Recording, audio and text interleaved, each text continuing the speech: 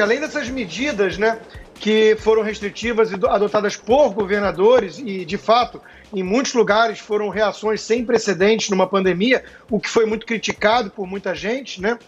Isso agravou, só para ilustrar o quadro, né?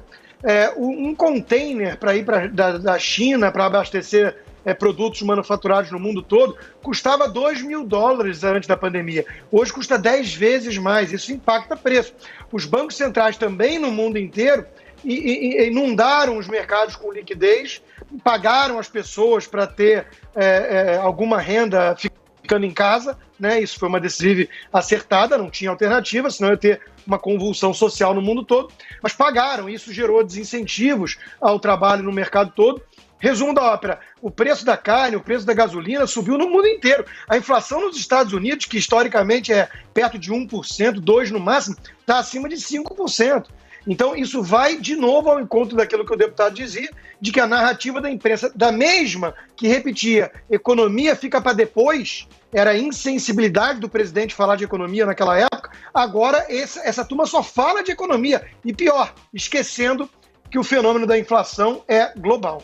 Não é verdade, Constantino. A gente tem um programa de inflação que é de fato um fenômeno mundial. Primeiro a gente viu um boom das commodities, a quebra das cadeias produtivas, obviamente só alastrou pelo mundo, teve impacto nos Estados Unidos, teve impacto igualmente no Brasil, mas a gente tem alguns fatos que são jabuticabas tupiniquins. Por exemplo, o risco de crise fiscal, toda essa estridência, esse barulho, esse alarido na política, isso agrava o risco fiscal. A curva de juros, você conhece, você sabe disso melhor do que eu, né? Bombando lá em cima, nas alturas, o real. Por que o real foi a moeda que mais se desvalorizou entre os países emergentes, muito mais do que dos nossos vizinhos? Então, isso tem um componente também que é doméstico, que é um componente interno. Um componente doméstico, sim. Isso agrava, isso agrava a inflação, isso bate na inflação dólar. Isso.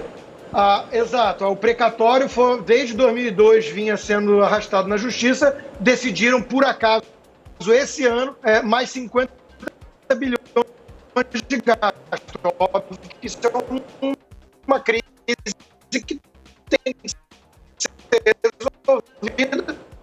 Mas, de novo, caiu um meteoro. Hoje a nossa internet hoje está... Constantino, a nossa internet hoje está complicada. Você está aí... Você está meio descontrolado, para usar uma expressão lá da CPI. Agora acho que você acalmou. Vamos ver se você consegue concluir teu raciocínio aí. Não, eu dizia, para concluir, Lacombe, eu dizia que isso também é um fenômeno exógeno ao governo, quer dizer, os precatórios foram decididos e caiu um meteoro e tem um dilema para resolver.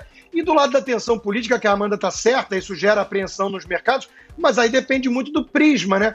Tem muita gente, como o próprio deputado vinha dizendo, que identifica como origem do problema uma certa postura de arbítrio vinda do Supremo, um clima meio golpista vindo justamente do establishment com um conluio de boa parte da imprensa militante. Isso está gerando tensão política, né? O presidente reage. Mas se ele não reagir, aí talvez já tivesse mais gente presa ainda, né? Se não tivesse milhões ido à rua no dia 7 de setembro, que a imprensa diz que foram 100 mil pessoas na Paulista, e a gente tem que rir e achar graça e fingir que acredita, né? Imagina como é que estaria a situação. Então, de onde vem o problema? Tem que ter alguma clareza para identificar a origem.